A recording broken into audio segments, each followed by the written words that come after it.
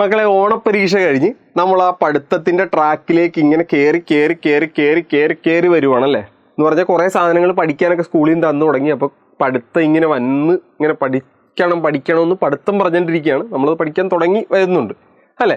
അപ്പോൾ കുറേ പുതിയ ചാപ്റ്ററുകളൊക്കെ നിങ്ങൾ പഠിച്ചു തുടങ്ങിയിട്ടുണ്ടാവും. അങ്ങനെ നിങ്ങൾ പഠിച്ചിട്ടുള്ളൊരു ചാപ്റ്ററാണ് ഏത്? പെർമ്യൂട്ടേഷൻസ് ആൻഡ് കോമ്പിനേഷൻ അല്ലേ. Permutation and combinations. ഈ ചാപ്റ്ററിന് ഒരു പ്രത്യേകതയുണ്ട്. ഈ ചാപ്റ്റർ നമ്മുടെ ഡെയിലി ലൈഫായിട്ട് ഭയങ്കര ബന്ധമുള്ളൊരു ചാപ്റ്ററാണ്.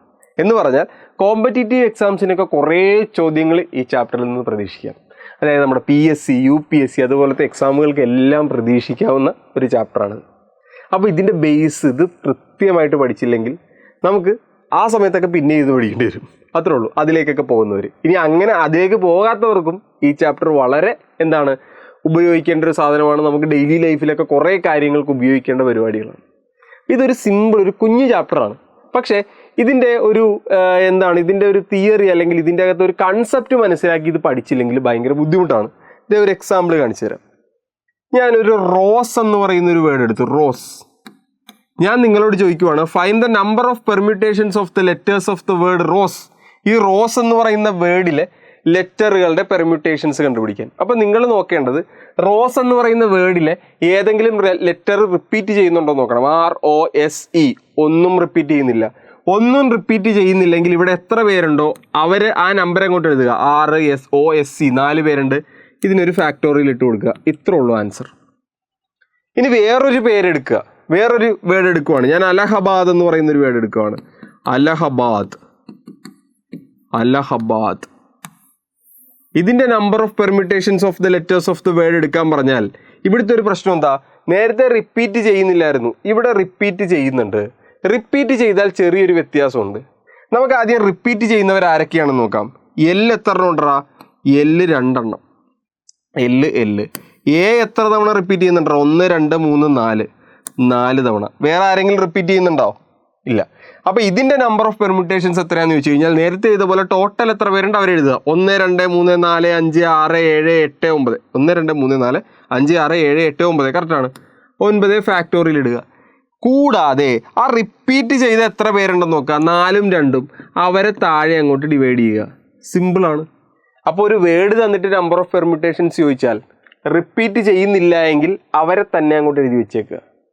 റിപ്പീറ്റ് ചെയ്യുന്നുണ്ടെങ്കിൽ അവരുടെ എണ്ണം എഴുതുക, താഴെ റിപ്പീറ്റ് ചെയ്യുന്നവരെ എഴുതുക. സിമ്പിൾ.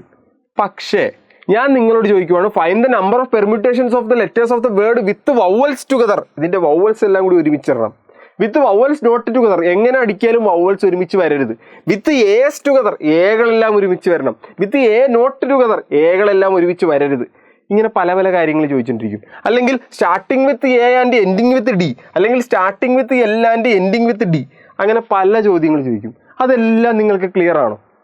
അങ്ങനെ നിങ്ങൾക്ക് ക്ലിയർ അല്ല, അല്ലെങ്കിൽ ചെറിയ സംശയങ്ങളൊക്കെ ഉണ്ടെങ്കിൽ നമ്മളൊരു പുതിയ സാധനം ഇറക്കുന്നുണ്ട്. ഒരു പുതിയ സാധനം ഇന്ന് പിടിച്ചോ, മാത്സ് ക്ലബ് എന്ന് പറഞ്ഞാൽ നമ്മൾ മാത്സിന് വേണ്ടി ഒരു ക്ലബ്ബ് ഇറക്കുവാണ്.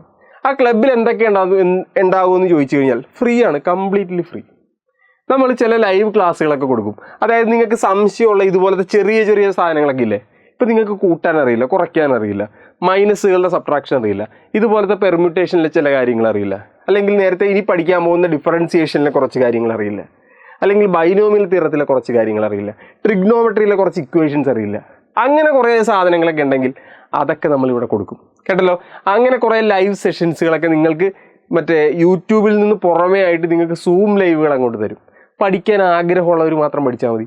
ഈ യൂട്യൂബിലെ പ്രശ്നം എന്താണെന്ന് വെച്ച് കഴിഞ്ഞാൽ എല്ലാവരും ഓടി ഇങ്ങോട്ട് വന്ന് കയറും. എന്നിട്ട് അവിടെ സംസാരമായി ബഹളോ ഇതായി മൊത്തം പ്രശ്നം. ഇവിടെ ആണെങ്കിൽ ഇത് ആവശ്യമുള്ളവർക്ക് വേണ്ടി മാത്രം. നിങ്ങൾക്ക് മാത്സ് ബുദ്ധിമുട്ടുള്ളവരാണ്, അല്ലെങ്കിൽ മാത്സിന് കുറച്ചുകൂടി ഇമ്പ്രൂവ്മെൻ്റ് ആവശ്യമുണ്ട്, അവർക്ക് ഈ മാത്സ് ക്ലബ്ബിൽ ചേരാം. സിമ്പിൾ. ഇനി അവിടെ ഇത് മാത്രമാണോ കൊടുക്കുന്നത്? അല്ല. നമ്മൾ എന്ത് ചെയ്യും? കുറേ ആക്ടിവിറ്റീസ് നടത്തും. നിങ്ങളുടെ മാത്സ് ഇമ്പ്രൂവ് ചെയ്യാൻ വേണ്ടി കുറേ ആക്ടിവിറ്റീസ് നടത്തും. നിങ്ങൾക്ക് വളരെ മാത്സ് ഇമ്പ്രൂവ് ചെയ്യാൻ പറ്റുന്ന കുറേ ആക്ടിവിറ്റീസ്. ചിലപ്പോൾ ക്വസ്റ്റ്യൻ വർക്കൗട്ട് ആയിരിക്കാം, അല്ലെങ്കിൽ ചിലപ്പോൾ ഒരേ മോഡൽ ക്വസ്റ്റ്യൻസ് റിപ്പീറ്റ് ചെയ്യിപ്പിക്കുകയായിരിക്കാം, വർക്ക്ഷീറ്റ് ചെയ്യിപ്പിക്കുകയായിരിക്കാം. അങ്ങനെ ഓരോ ക്ലാസ്സിനും ആവശ്യമായ സാധനങ്ങൾ എന്താണോ അതായിരിക്കും നമ്മൾ ചെയ്യിക്കുന്നത്. കേട്ടല്ലോ. വളരെ ഇമ്പോർട്ടൻ്റ് ആയിട്ടുള്ള കാര്യം. അതുകൂടാതെ എല്ലാം സിലബസ് ഓറിയൻറ്റഡ് ആണ്. വെറുതെ കുറേ സാധനം തന്ന് പഠിപ്പിക്കുകയല്ല, നിങ്ങൾക്ക് +1 ആവശ്യമായ കാര്യങ്ങൾ നമ്മൾ പഠിപ്പിക്കുകയാണ് ചെയ്യുന്നത്. കേട്ടല്ലോ. ഇനി ഇതുകൂടാതെ ഈ മാത്സ് ക്ലബ്ബ് ഇതൊരു അഡീഷണൽ ആക്ടിവിറ്റി, സ്കൂളിലൊക്കെ പോലെ ഒരു ക്ലബ്ബാണ്, ഒരു ക്ലബ്ബ് ആക്ടിവിറ്റി പോലെ. ഇനി അതല്ല, ഇപ്പം നിങ്ങൾക്ക് പഠിക്കാൻ തോന്നി, നിങ്ങൾക്ക് +1 നല്ല മാർക്ക് വേണം എന്ന് പഠിക്കാൻ തോന്നി. അപ്പോൾ പക്ഷേ നിങ്ങൾ ആലോചിക്കുകയാണ് ഇനി ഇപ്പോൾ പഠിച്ചു തുടങ്ങിയാൽ പഠിച്ച് തീരുമോ എന്ന് നിങ്ങൾക്കൊരു ആലോചന ഉണ്ടെങ്കിൽ നമുക്കൊരു ഫാസ്റ്റ് ട്രാക്ക് ബാച്ച് നമ്മൾ ലോഞ്ച് ചെയ്തിട്ടുണ്ട്. എന്താണ് ഫാസ്റ്റ് ട്രാക്ക് ബാച്ച്? അതായത് നിങ്ങളെ വളരെ വേഗത്തിൽ +1, അതായത് ഇപ്പോൾ കഴിഞ്ഞ പോർഷൻസും ഇനി വരാനിരിക്കുന്ന പോർഷൻസും, അതായത് +1 മുഴുവൻ പോർഷൻസും നമ്മളൊരു ഫാസ്റ്റ് ട്രാക്ക് പോലെ, അതായത് ഫാസ്റ്റ് ട്രാക്ക് വളരെ വേഗത്തിൽ നിങ്ങളെ പഠിപ്പിച്ച് തീർത്ത് തരുന്നു. എന്ന് പറഞ്ഞാൽ വെറുതെ ഓടിച്ചെടുക്കുമല്ല, ഫുൾ പോർഷൻസ് കവർ ചെയ്ത് ഫുള്ള് ഷെഡ്യൂൾ തന്ന് നിങ്ങളെ പഠിപ്പിച്ച് തീർക്കുന്നു.